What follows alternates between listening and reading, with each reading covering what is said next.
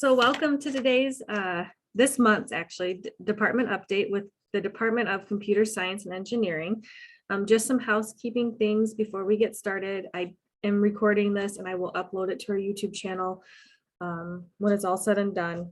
Everyone's always curious about who's here. So if you can put your chat in the chat, put your year and major when you graduated, just because everyone likes to see who's here. And without further ado here, please welcome Department Head, Dr. Jeff Magoo. Hello, nice to virtually meet all of you. Do you want to jump right in? Should I go ahead and do the share? For sure. All right, let's give this a shot. Oh, I hit the wrong button. Hang on. You'd think I'd know how to do this. Okay, and I'm going to see if I can go ahead and full screen it and see if that'll still work. Can you see it? Yep, everything looks good. Awesome. All right, so welcome to Computer Science and Engineering. So this would be Computer Science and Computer Engineering. I'm going to give you a snapshot of where we are right now. And please send questions in on the way, or we'll have some time afterwards if there's anything that pops up that you're curious about. And I think Sarah will be monitoring the chat. Is that correct? Yep, I'll watch the chat. So please feel free to put in your questions, or you can put them in the Q&A, and then we'll more than likely we'll answer them towards the end. Yes. Awesome. Okay, so just a brief history. Some of you may have come through when this was math and computer science, or electrical and computer engineering. So the departments were restructured in 2019, so established July 1, 2019. Computer science was separated from math and computer science. Computer engineering was separated from electrical and computer engineering to form the new department, Computer Science and Engineering. And mathematics is now a standalone department, and electrical engineering for the next little while is a standalone department. And we'll talk about, many of you have heard about an upcoming merger. We'll discuss that at the end.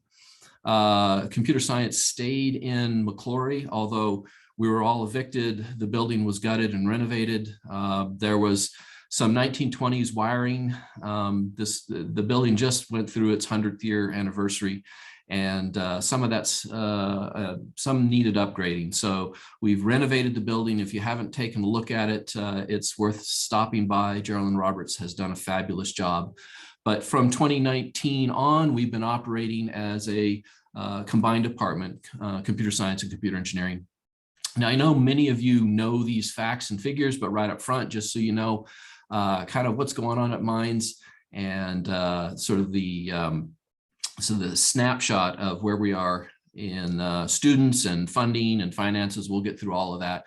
As you all know, over the years, we as a school are ranked top. So, #1 in return on investment, and that bounces around. There are a couple of different groups that do this survey. This one is College Factual, and I haven't checked recently whether they've redone the survey, but we're always in the top 5 or top 3, but US News and World Report, and there's a couple others that rank this, and we tend to be right there on the top in terms of return on investment. And the reason is clear. I mean, when you look at our tuition and fees for the school, about $12,000 in tuition. So when you look at supplies, room and board, $22K per year. I mean, that's really a fabulous value, especially when you look compared to the placement rates that we have. Computer engineering placement rate is 94%, and computer science placement rate is 97%. That 94% just a touch low. That's a recent snapshot, and that computer engineering took a little more of a hit related to COVID. It's a little easier to place computer science in remote work and stay-at-home things than in computer engineering. And I suspect that the 94% will recover very soon. Likewise, the starting salary took a bit of a hit in computer engineering. But prior to COVID, we were about 75K. So this is the average starting salary. So given an investment of $22,000 per year over 4.5 years, it's really quite easy for our students to make up their college debt and move on to start building their own equity for their homes and other things. So we're doing very well, and we're outpacing everyone else in the region. So just to give you an idea of the faculty here, and not everyone is pictured. We have a few camera shy faculty, but the guy yapping at you is this guy right here. And then the next row, we have listed Christopher Carlson, Larry Payette, Val Maines. We have, he goes by Roe Loveland, Randy Hoover, who I stole from Ieee, but we're getting back together. Brian Butterfield, and then Francis in the back. Lisa Revanish and Roger Schrader didn't make this photo session, but this is the group. And then we'll be merging, of course, with Ieee, and we'll have a new picture for you next year with a much larger group. But the front of Mcclory hasn't changed. So as you're wondering about, that hasn't changed. The renovation has been on the interior. And I have a shot to show you what one of the classrooms looks like. Okay, there we go. I'm sorry. Mouse is getting jumpy. Okay, so overall, what's going on with the department itself? Yesterday, when I ran the numbers, we had 205 computer science majors. We have, and when I do the snapshot, we actually have 240 something majors. Not everyone's active, so we have folks that are off on internships or co-ops that are taking a break, whatever. So these are students enrolled with positive GPAs and are actively working toward their degree. Likewise, 66 computer engineering majors. This is computer engineering has dropped in the last few years, but the latest numbers I have, it's turning around. So since you're all engineers, I can tell you that the first and second derivatives have changed on the number of my computer engineering numbers. So that's looking good.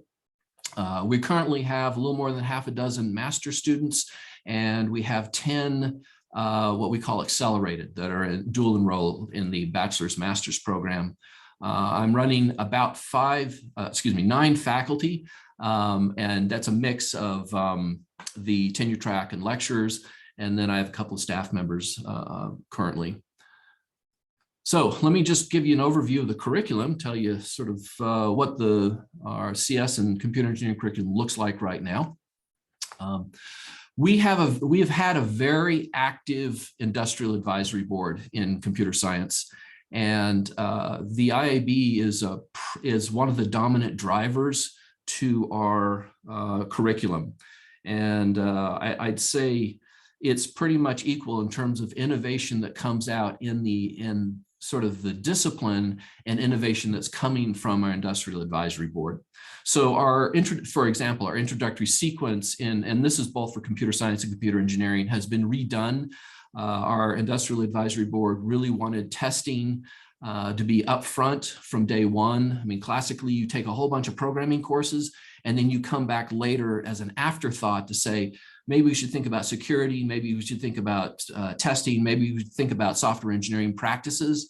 So we have a custom sequence. We don't transfer students in with programming. We start them here at this first course that builds a cohort, that builds this community. We have a common base, and we really teach them good software engineering principles from the very beginning. And with that, they're going to learn how to program, but they're also learning basic tools in terms of doing unit testing, working with repositories like Git, working with continuous integration tools. There's a lot of things that our students are learning right from day one in this CSE 115. Most of you probably had 150, and this would be sort of the replacement for 150. The replacement for 250 would be this 215. The replacement for 300 that y'all had is 315. And so we go through, and it's a custom sequence that's this combination of testing, software engineering, and good programming practices. Now, I had a few questions in the past. Are you doing the true test-driven software development as a software engineering practice?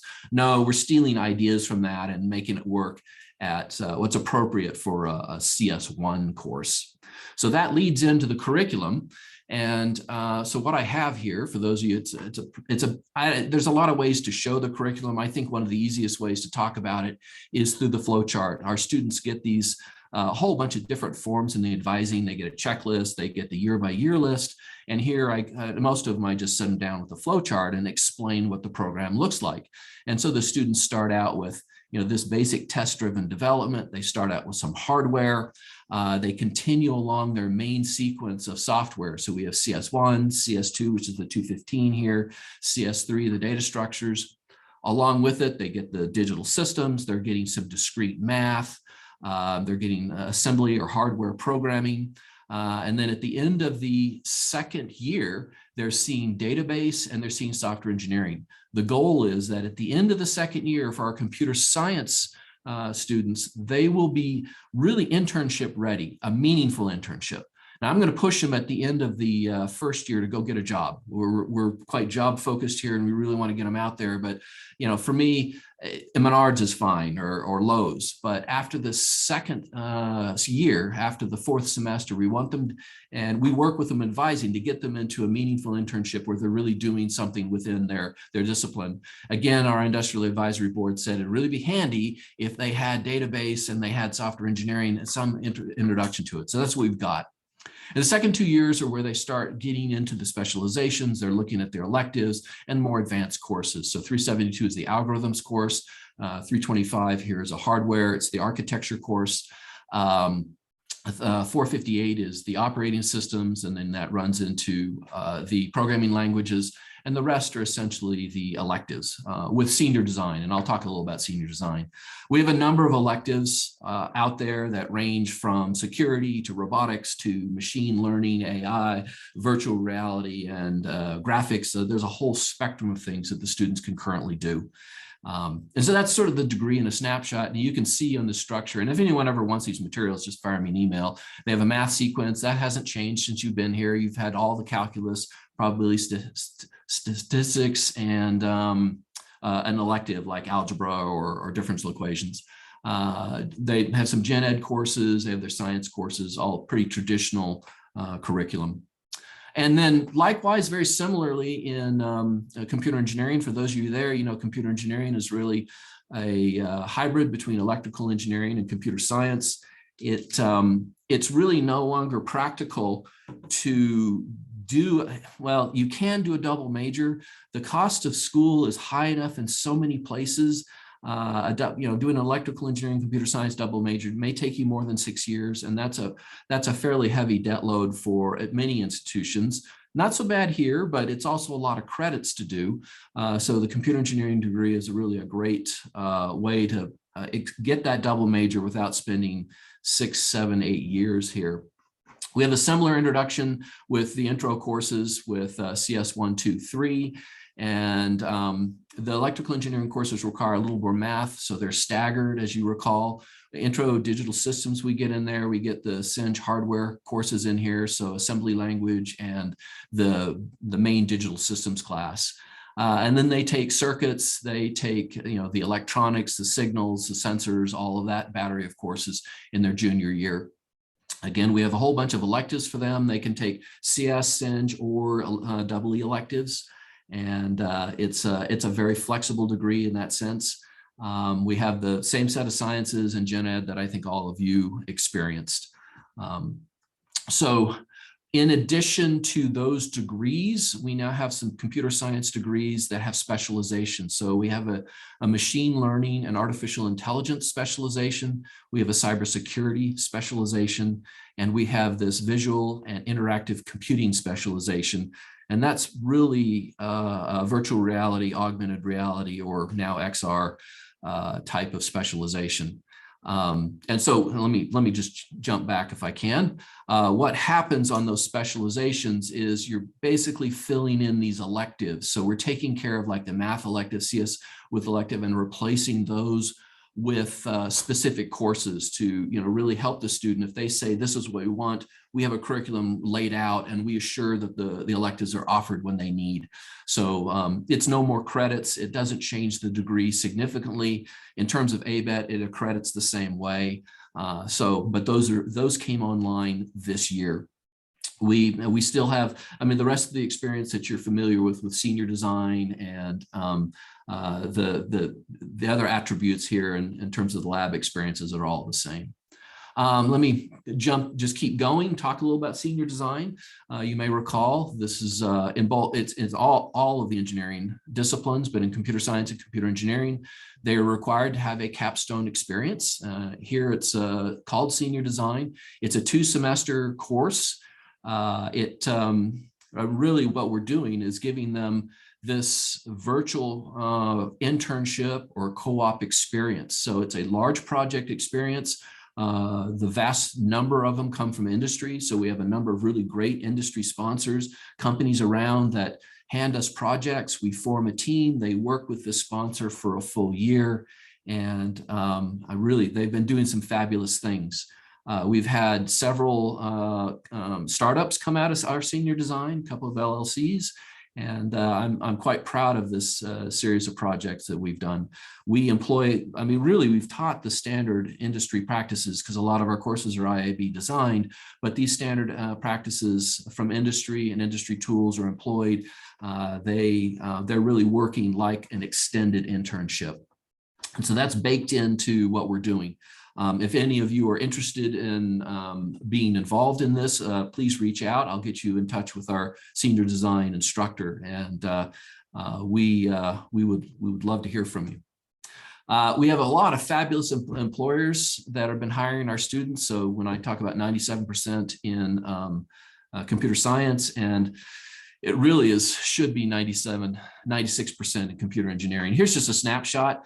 If your company is not represented, I'm sorry. It's multiple slides to get everybody on there, or I have to put it in a font that someone of my, as someone phrased me, my advanced age, can't see anymore. So this just gives you an idea of the diversity. We have very small companies, we have very large companies. They're scattered from Alaska to Florida or LA to New York. We're all over the US. We're in Berlin. We're scattered. We have folks around the planet, and we're very excited about the breadth and scale of our employment base. Now, that said, the bulk is in the Midwest or on the West Coast is where we're seeing a lot of our students go, but very exciting. So the Mcclory Renovation. We have a brand new building. So here's just a snapshot. One of the things we've done is we've gone and and I know this may be hard for some of you, our historic blackboards. We had the 1920 slate up there, but we have a high gloss, a really nice whiteboard, and we have integrated. Some of the rooms have now these large scale touchscreen televisions, or there's a projector system that would be mounted up. And so complete renovation in the interior. I did manage to salvage some of the bordering marble in the building, and that's over at the CARA, the Alumni Center. And so hopefully pretty soon we'll be able to get everybody a piece of Mcclory. We get all that cut up and water jetted and processed. So moving on, we've had a fabulous gift by Roy Hoffman. He was a Ieee in I think it was 1958 was his master's, his bachelor's in Ieee, and then his master's, I think in 61, gave us $175,000 to upgrade our labs. And this was really exciting. We're just thrilled about this. We started our digital systems lab upgrade last summer, and that was mostly ready to deploy in September. And then we've begun on our CS instructional and our virtual reality lab. So that started in January 2022, but the realities of the supply chain have slowed that down. So we're going to try working on some of our upgrades over the summer. And but I'm not so sure we'll be ready to deploy that fully until maybe mid 2023. So we'll see where this goes. But Roy has been quite generous in really what I have here is a picture of back when I was working with one of the teams, the UAS team, a number of years ago, where we would have to hop into a classroom and do our work. So we bring the tables in, we grab scopes and other things, and we'd sort of ad hoc build us a lab. And his gift now allows us to have dedicated spaces. And I'll show you a bunch of these dedicated spaces that we have in the building. So the first thing that was built This is downstairs from where I'm sitting right now. It's the Digital Systems Lab. It's Mcclory 105. Now, the numbers are all different. So if you're trying to remember what room was that, when we did the renovation, this whole building was gutted. It was stripped down. All the offices, classrooms, everything were removed. All new rooms were put in and everything's renumbered. So 105 is in the basement of the building on basically the northwest side. And what we have in this lab is to support the computer engineering courses, specifically the digital systems courses. This is just, it's a fabulous lab in that what Dr. Pyatt can do is teach his digital systems course, his real-time operating systems course, his advanced digital course, his architecture course. All of the courses can fit in there. So we have a nice digital scope here and digital sample scope with, and he's got computers that integrate with this. So he can really, what he can do is he can design an ARM core. And apparently his student, almost everybody in his class finished this. They designed a full core. So you can design that core, you can flash it to an FPGA. They've gotten it up and running. So it's going on right now. This is their final project. All of them have their CPU cores running.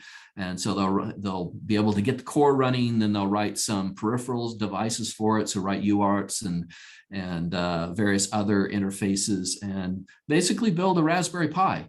Now it's all done on FPGAs because we don't have a fab. We can't work with silicon, but the students can go through and do all the design work here. So we have in computer engineering, really, we don't need to say specialization. We are a hardware software co-design sequence. So when students exit our computer engineering program, they're ready to design peripherals, design IoT devices, all the embedded systems. They can get in there and do it.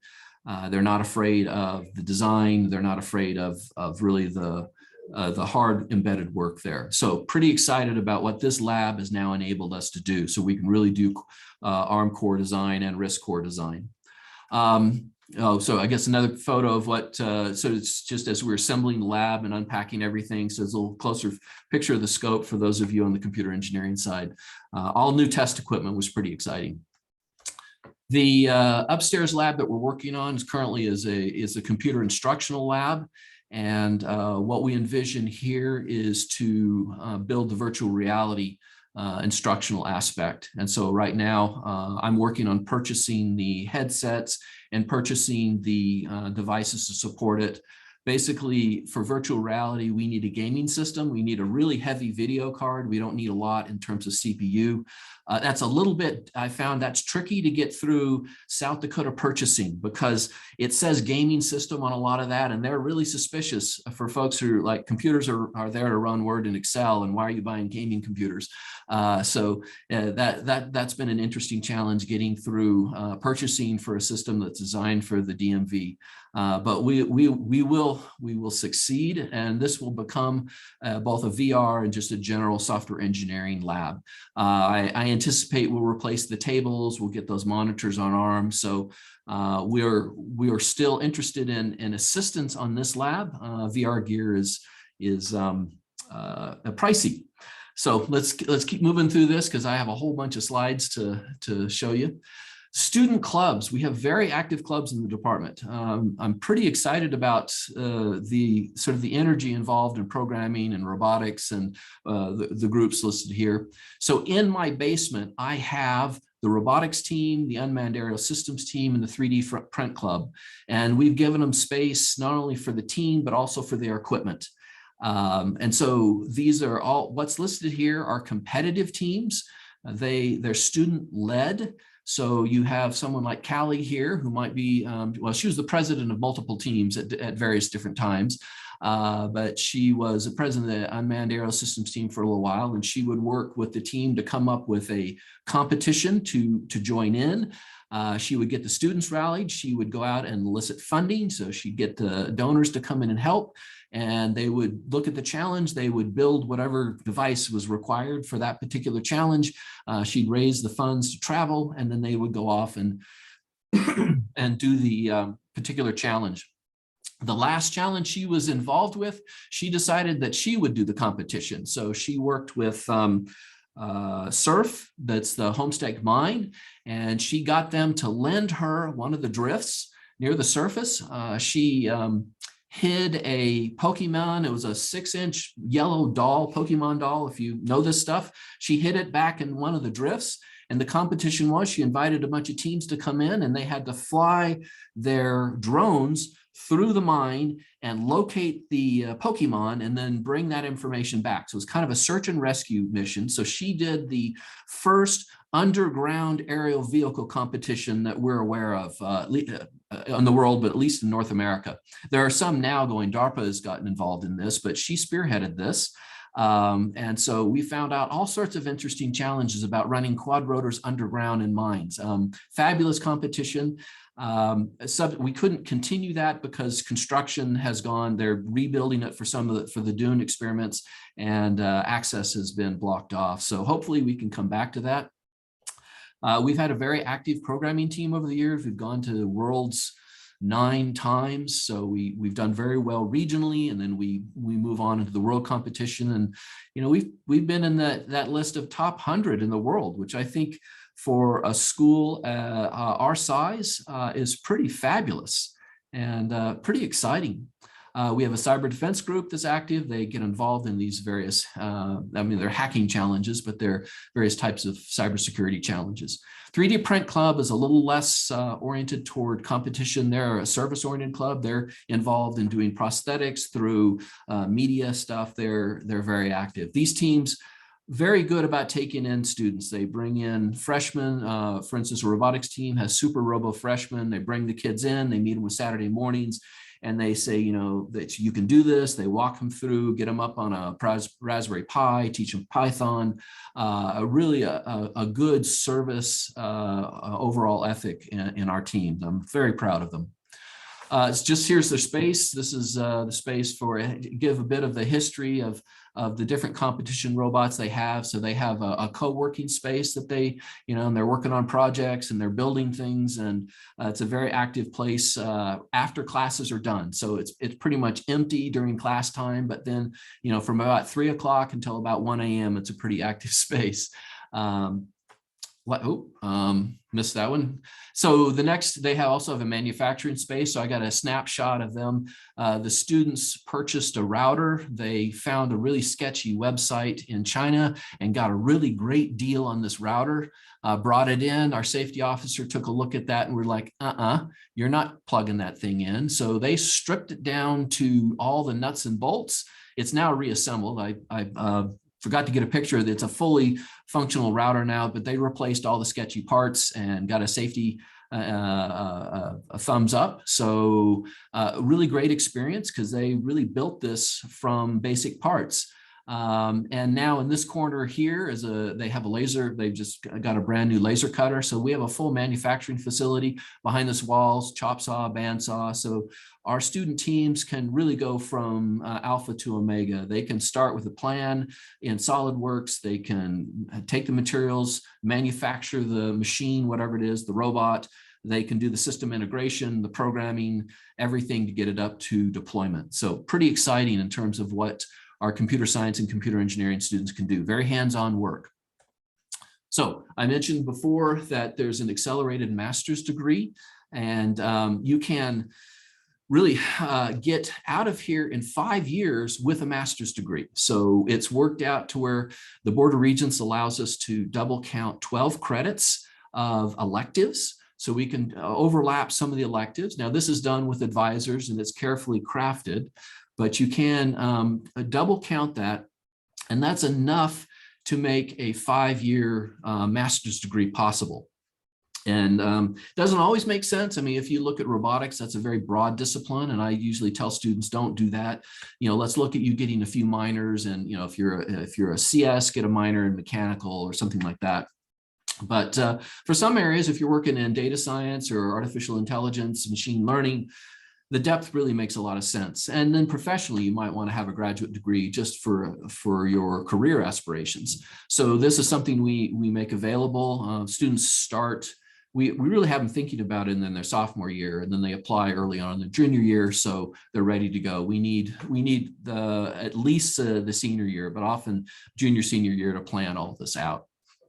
So in terms of department research, I want to focus on a couple of faculty members here. Dr. Christopher Carlson. So some of you wondered, like, what are we doing in the department? We have several areas we focused on. We have really AI, machine learning. We have cybersecurity, virtual reality, and high performance computing. And so Dr. Carlson is one of our researchers in high performance computing.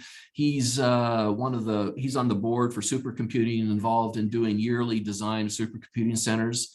And so quite active in our curriculum in terms of updating our parallel computing operating systems, networking, these courses, and keeping us on the forefront in the HPC or supercomputing front. We have,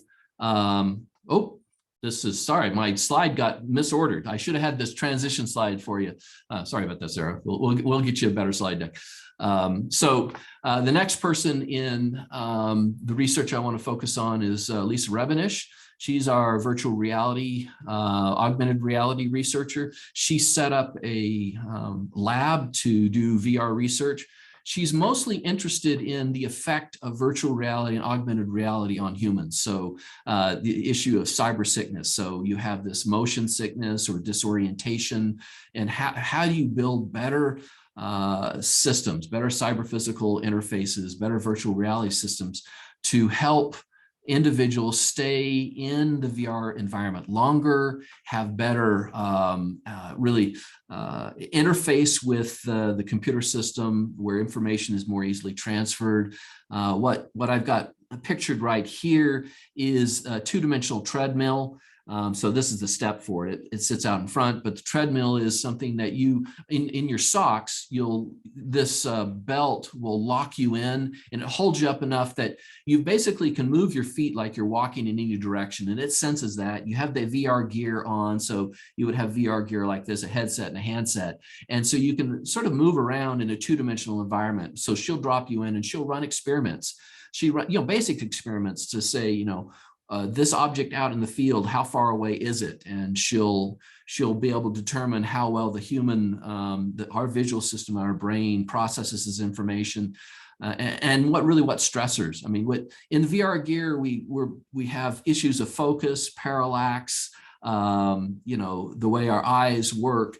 There's a lot of conflicting information in terms of, the VR system is right in front of you, but your eyes think they're seeing something way out, but it's real close. And that sort of malagreement is really causing the cyber sickness. And she's working on, how do we get rid of that? And then how, in conjunction with other departments, use this to train people in engineering education or other sorts of educational opportunities. This is a huge slide. And again, this is also for you later on if you want to look at it. The main driver in our machine learning and artificial intelligence is Dr. Hoover. And he's quite active, and I'll talk a lot about his work in building the PhD that he's working on. Our main thrust is in machine learning AI in terms of department research, and he's very active in this area. A lot of his recent stuff, he's been working with the illicit economy. So he's helping our center here in the illicit economy and with the FBI to track, to really find ways to penetrate the dark web and understand how do we track the illicit economy, and this specifically in this area, that's human trafficking. So he wants to look at, scraping the web and getting various pieces of information that at first blush don't seem at all like information, and then using very complicated, his dynamic graph theory and his time series forecasting, be able to put together information to say, I believe that there is illicit economy behavior, human trafficking or drugs or whatever. And so he's been quite successful in using machine learning AI techniques to try to break into the dark web. So very interesting work, but we'll talk a little more about his efforts in the PhD coming up. All right, so just to say, our main research area is artificial intelligence. We've been doing AI and machine learning since at least '92. back when Dr. Hoover, Dr. Corwin, and a few others were involved in some of the very early work in artificial neural networks and some of the early publications. So this was well before we had these concepts of deep learning and how machine learning and neural networks were connected. So they were cutting trail in really the machine learning area and the computer vision area. And that's really where we are. We're on sort of the top and bottom branches underneath the AI sort of umbrella here. So we're still mostly a machine learning shop, and that's the direction we're headed mainly. Machine learning overlaps a lot of other areas, and those are things we're going to explore. So just to give you an idea of what, so we're really in this area of deep learning is what we're doing now. It overlaps currently with cybersecurity. There's some other things in terms of high performance computing needs to support this. Some of the virtual reality falls in here, but really what we're working on in terms of our main research thrust for most of our faculty fall in this, what we call now deep learning. And by deep learning, for those of you who are a little more familiar with this, what we're doing is we're saying these are artificial neural networks that are very, very large. So these are neural networks. And back when Tony Logar and Ed Corwin involved, we were talking about 3, 4, 5 layers. Now we're looking at networks of 100, 150 layers and maybe millions of neurons. So it's really progressed a lot in the basic technology. So that where we fall in timeline. So we started our work in the early 90s in the machine learning, and this is where we are now. So the overall theme, we're not really back in the early areas of artificial intelligence. We're not worried about cognition and consciousness and all of that. Here it's very pragmatic. We're trying to solve problems that previously were solved by humans that we can automate. It's really not intelligence. It's not cognition, self-awareness, any of that. That's a whole different branch of AI, and that's not what we're focused on. We're looking at more industrial problems, data-driven problems in our work in terms of machine learning. So we're focusing on a new PhD, and it's a PhD in data science and engineering that we hope will come out in this fall.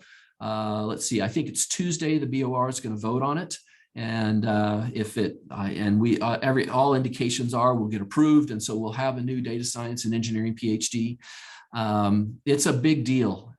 Data science is, I mean, a lot of folks talk about it's the fourth fundamental pillar of the scientific method. You know, we learned about theory, experimentation, computation. Now we're looking at, data as the sort of the big element here in science. It is ubiquitous now. Everybody's involved in machine learning and data science. I mean, the data science and machine learning are identical.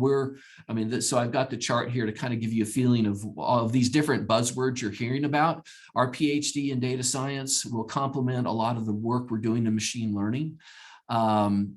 It's really brought together modern artificial intelligence, which is really machine learning, data visualization, big data, data-driven learning. All of these have come together. It's huge in industry. When I talk about Industry 4.0, it's really the pillar there. We're seeing a huge amount you've seen in business analytics, that Facebook and all these companies are tracking what you're doing, building, profiles and analyzing it for marketing, targeted marketing. But there's also a lot of business analytics in terms of focusing on business choices and looking at design choices or market entry decisions. There's a lot of things that the data-driven sciences have really exploded in, as well as studying social, political, and financial aspects. And I guess that that word is science. So we'll get that corrected as well. All science and engineering is involved in data. And we're seeing right now NSF, DOD, DOE, a lot of these groups really looking at, we're not looking at calls in specific areas. It's how is machine learning working with bioeconomy? How is machine learning working with additive manufacturing? How is it working with, so we're really seeing a lot of the new research thrusts around the country being data science plus. And so we really looked at this and said, this is, instead of looking at a PhD in computer science, we really should have a PhD in data science that's broad. It incorporates all of South Dakota, the schools, a lot of our majors, certainly a lot of the disciplines on campus. So that's what we're looking for going forward. It'll have a strong industry connection. So when we're looking at this in terms of overall where, we'll have industry or individual departments involved, computer science involved, we'll have mathematics involved doing our data science. So this new PhD is interdisciplinary. It's right now supported with computer science and engineering, mathematics, and industrial engineering, and they're bringing in our domain and industry connections. And it's an interdisciplinary sport. We're very excited about this. I think it's really going to help grow the department. I mentioned industrial revolutions. Right now, the view is that Industry 4.0, this is the latest in terms of transitions. It's really where we have data-driven industry. It's data, autonomy, machine learning, IoT. It's the smart factory. This is the area that we are targeting. We're looking at training our students, getting them ready for Industry 4.0. For years, we've had automated production, and we want to really, it's that sort of analogy of you want to be where the puck is headed, not where the puck is right now. And Industry 4.0 is where we believe that current is, and in many places it's there, but that's where it's headed. That's where we're training our students at the bachelor's, master's, and PhD level. We're targeting that. We're also interested in connecting and building Industry 4.0 in South Dakota in this particular region. So not only on campus with the PhD, but we want to do economic development there. And so the other effort that's being run by Brian Butterfield is an AI ecosystem, and he's interested in working, he's our industrial outreach person, building the 4.0 ecosystem outside in our community, working with Elevate Rapid City, Ascent, and other groups. And his view is an AI ecosystem that includes education, includes business, various organizations, military, and gov. So .edu, .com, .org, .mil, .gov, bring it together. We have something very unique on this campus in that our connections with Mill and Gov are stronger than many other campuses. We have a very strong entrepreneurial spirit. Our students are hardworking. This Midwest is a great place to build it. So we feel like we can be on the cutting edge to bring this new AI ecosystem together and build really 4.0 here. So that's our goal in terms of developing the enabling technologies. We want to train our students, not just at the bachelor's level, but all the way through the PhD level of being able to contribute at R&D and down and working with this in a variety of really goals. We're primarily looking at jobs, but that means we need companies, and companies need to have projects here. That needs research here, and that needs a community. So we follow that stack, but our goal is economic development in the Black Hills region. We want to bring in companies. We want to do startups. We're looking at ways to partner with companies, whether it's senior design or research. So we're working on setting up military, government, local economy with the School of Mines and putting this together to build 4.0. So some changes. I think I'm getting close. I think I was given 45 minutes, and I've been, as my students will joke with me, I go at the speed of slides. So that's the speed we're going here. And thank you very much for keeping up. Changes in the department. I alluded to this. Computer science and engineering department and the electrical engineering department will be merged on July 1st. So the president feels like we will be stronger together. I 100% agree. Bringing us together, we have some really great talents. Being separated across campus, both physically and administratively, has been hard. It's really been hard for us to coordinate. And it's hard for the computer engineering students because they're kind of split between two departments. So we bring everyone together. We're on the whole, we're all quite looking forward to this. But however, on July 1, it's an administrative merge. There's not going to be any changes in the curriculum due to the merger. There are curriculum changes going on all the time because we're always assessing, taking an IAB input, and you will see changes in both the CS and EE curriculum. Cinch curriculum, not right now. This time it's been static, but the other two have been changed a little bit. But that's just normal updates. So the merger is only the fact that We'll have a single administrative department, so single budget sheet, single department head. I will be the head of this new merged department. Tom Montoya will be the associate head. So very similar. We're not moving offices. We're not moving labs. Right now, it's really Senate Bill 55, which is an efficiency bill. So we're responding to that in terms of reducing costs, improving efficiency. Now, in the long term, we would love to be brought together. I would love to see us in one space. Can't do that yet because electrical engineering physics building doesn't have room for us, and Mcclory doesn't have room for Ieee. So we'll be looking forward to that. Hopefully, I'm sure you'll be contacted for a gift of a building. You know, those things are in the future, but we right now things won't change dramatically. Let me tell you what's going on in terms of at least computer science. Computer science growth is exploding. We've had 11.5% growth for a decade and a half. As I mentioned, computer engineering is turning around. I suspect it's going to be on a growth curve like this.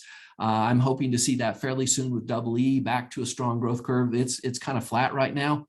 We're seeing growth in terms of computer science around campus. Our specializations are growing. We have 2 students waiting to get into our data science PhD. They're here. They're just waiting for the BOR to vote.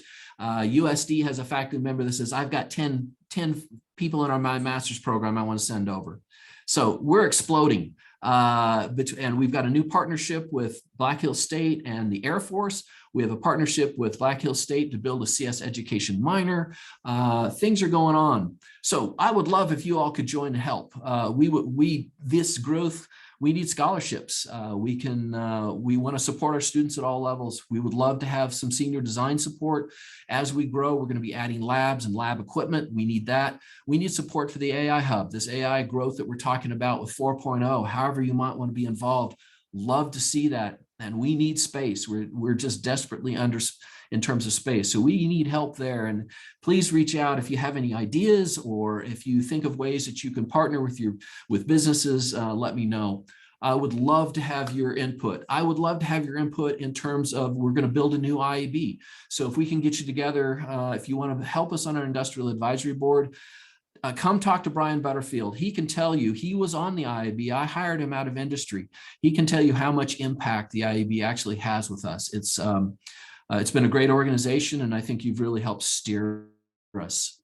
So with that said, I'm going to be quiet for a minute. And should I stop the share, Sarah? Yeah, that's fine. Or you can leave it up to you. Well,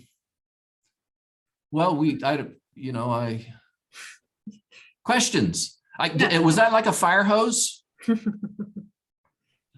Yes. No, you're fine. It's just how I am. That's okay. Hello, I see 21 on the chat. I see 31 participants. Yes. Let me do this. Okay, there we go. There was a question about what are the other PhD programs in EE, CS, and CSE? So electrical engineering has a EE PhD. They have an electrical engineering master's. They have an electrical engineering bachelor's, and then they offer 4 minors, a EE minor, an electronics minor, electrical tech minor. No, it's electronics and tech minor. They have a systems engineering minor. Boy, I'm missing one. Anyway, so they have those. So when we merge, the new merged department will have 2 PhDs. It'll have the data science PhD and the electrical engineering PhD. We will have 2 masters, CS and EE. So it's really computer science engineering EE. And then we're going to have, we'll actually have 6 undergraduate degrees, because the specializations count as separate degrees. So it's 4 CS degrees, computer engineering, and a electrical engineering bachelor's degrees. And then adding to the 4 EE minors, our 2 minors, we're up to 6 minors. So we are huge. We're going to be probably the biggest department in terms of degrees that go out, and the second biggest department on campus related to students and, overall student body. And we're not making any changes right now. There's really, we have to think about, do we want to merge something? Like, do we want to merge the master's degree? Do we want to merge the PhD? I don't know yet. I'd like to let this run for a little while, see what student interest, what the IAB says. And we're really looking at having the IAB for the department overall, but we would want to have a PhD related IAB. We would want to have a group that focuses on EE, a focus group on CS. And we'll look at the the EE IAB for the PhD and one for the data science degree to see where we want to go there. So that's where we are right now. It's a pretty big collection. Did I answer your question? I think so. Find out. There was another one that came in. It says, are students exposed to AWS, GCP, Azure within classes?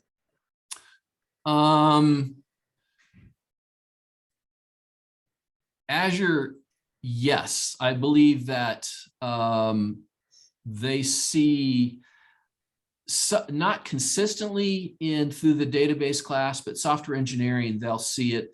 They're going to see something. I mean, AWS will be at least discussed. Whether or not it's in depth, I know that Brian Butterfield is the one who teaches the software engineering course, and whether it's Azure, AWS, or something close to that, he will expose them to those concepts. And in terms of what he did this semester, I don't know, but on and off, the answer's been yes over the years. Okay. And then we have a question that come through the chat that says, is the Ieee student chapter active? As far as I know, yes. Yeah, I think they are too. Right. And at least when I was at the EE department meeting yesterday, and they talked about handing some stuff over to the student chapter. So that's what my answer is based on, the fact that they're handing it over. I mean, I believe they're an active group. We certainly want to keep them active. When we merge together, I'll do what I can to feed them and grow the IEEE student side. I mean, we will have our ACM student chapter for computing and IEEE for EE, and then computer engineering students can kind of member both, either one, but we want to keep these student chapters active. So if there's something you're willing to help with, please reach out to me or Tom Montoya. Thank you. We have a couple questions in the Q&A, but Cheryl, you did write, how can we get the copy of this recording? After this, I will get it uploaded to YouTube, and then I will email it to you so you have it. I know there's another person who couldn't attend today, so I will do that also. But for those of you, in case it is graduation, so in case it doesn't come today, our newsletter for the alumni goes out tomorrow. And so we always try to put the recordings of the webinars in there too. So in case you missed it or don't receive the email, it'll come that way. Dr. Magoo, we have another question. This is, we provide engineering services to industry, system engineering, and programming management, and have always wondered about teaming opportunities with SDM. Curious to understand if you think there are engineering servicers opportunities versus design and development. That's a really great question. I think the answer is yes. There are a couple of avenues. We're working to expand CAMP to CAMP 2.0, and I'm quite interested in getting engineering service and things that aren't just competitive teams. So there's a venue there. And within our coursework, whether it's software engineering or part of senior design, I'd like to explore it. I think it depends a little, it's in the details, but we want to expand beyond just purely design or competition, which has really been kind of the two things, whether it's the CAMP model and the senior design model, and look at other things that we can do. Software engineering is a good place to look at that, but we have some other courses. For example, our 110 course, we can start them early on and get a service model in their mind. Does that address your question? Hope so. Yeah, let us know if it does not. Another one came in. Do you offer a course in cloud computing, cloud platforms? We do not. We really, the cloud is covered. So we have some courses that cover big data. So it's touched on a little there. It's the operating systems course touches a little in the database course, but nothing with the specific like a cloud course. I think the closest to it would be our data engineering course. And so that I think that's something we need to explore. So if you have some ideas on that, email box is open. I would love to, because we're really looking at moving a lot of the stuff we do in our instructional technology over to the cloud. So this summer, we're transitioning over some of our local services to cloud services for database, for our continuous integration, Git, some of the other tools are migrating. So it makes sense to look at that right now. Okay. So we have another one. Is any other college, university integrating CS, CNG, EE into a systems engineering focus group like you? I know how much competition, i.e. how much competition do we have? I can't imagine how happy industry must be to see this. We talked about this long ago. I'm so thrilled to see it being implemented. Oh, good. Well, there are a number of departments out there around the country that are ECS. They have the degrees contained in a single container. What I think a lot of them are missing is the fact that they're kind of siloed. You know, it's a department container, but you have the EE students, you have computer engineering students, you have CS students, or there's a lot of siloing that goes on in academics. We have our little kingdoms and we all fight really fiercely for our turf. And the idea of looking at a systems approach. So we have, you know, even with the systems minor we have, and we're talking about this now related to camp, and I'm working with other senior design instructors and other departments looking at how we can really build a much larger interdisciplinary experience for our students. I think this is Dr. Rankin's first step in terms of how do we get us working together with this idea. We want to be industry focused, we want to be hands-on, and we want to try to integrate as much as possible. I see that the silos exist elsewhere. Yes, and you know, it's going to take me a while to break down these walls, but hopefully with y'all's help, we can continue this idea of multidisciplinary education. Okay, we have one more question. I know we're getting close to the top of the hour. This one says, industry sure likes agile. I'm probably saying some of this wrong. Agile development. Are we working with the students exposing them to this life cycle development? So when I took over senior design a decade ago, I switched us over to Agile. So, and to which flavor depend on sometimes my mood. Our design processes in the department, our senior design is all Agile based. It's not strict Scrum. We've been doing that for more than a decade, 15 years. And so they'll see all in the software engineering class, they're going to see all the development cycles, you know, from waterfall up to extreme and variants of Scrum and everything. I mean, partly because I came out of my training was at Utah, and that's where a lot of the Agile stuff at the Snowbird Conference came from. So it's a little more baked in, but they're seeing that. They're also seeing design thinking. They're seeing a lot of different sorts of design modalities. I visited Stanford's design school and worked there for a little while and brought that back. So we're really trying to get modern design process in there. The issue that I'm running into and we're trying to figure out is we've got a lot of different design processes. Mechanical has a very waterfall traditional design process. We have other places that don't have design processes, and that's our major hurdle when we're looking at this interdisciplinary aspect is how do we take a group that looks at an agile design process and works with other folks that are very CDR, PDR, you know, waterfall. So those are things we're learning how to do. And if you have figured it out, if you're in a workplace that knows how to do that, please, Shane and others, let me know. This is stuff that I think it's active research, but at the undergraduate level. So yes, the TLDR, yes, we do Agile. Yes. So a comment from Eric is as a manager of embedded systems group, I want to see more EE and CENG on the camp teams like Baja and SAE and Formula SAE. Absolutely. I'm 100% with you. We're going to jump into that this next year. So, keep reminding me, keep me honest. Okay. don't let me slide on that one. And someone, I will slaughter the first name, but Talum, I know the last name is Talum. A great school to, for sure. Closing comment, you need to pitch this to industry and get feedback once you get one of the larger industries to set up a shop. Locally enrollment will explode. So. Okay. Yeah. Well, a lot of positive comments. So that's yeah, cool. We have great alums. We have great industry connections. I really enjoy just connecting. I'm sorry I can't see faces and we can't be in a room together. And so then I'm going 100 miles an hour. But I would love to. Oh, June. Yeah, I would love to connect up with you individually. Send me an email. And I'll update you on the nitty gritty. I know some of you will have real technical questions.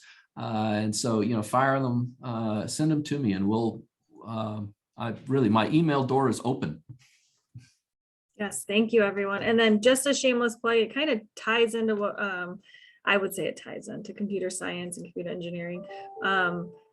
We have our digital lunch and learn is in 2 weeks, May 19th, and it's at 11 a.m. over Zoom. And we're going to be discussing Nate Belcher, alumnus, Emmy 2000 is going to be discussing cybersecurity and kind of what that looks like.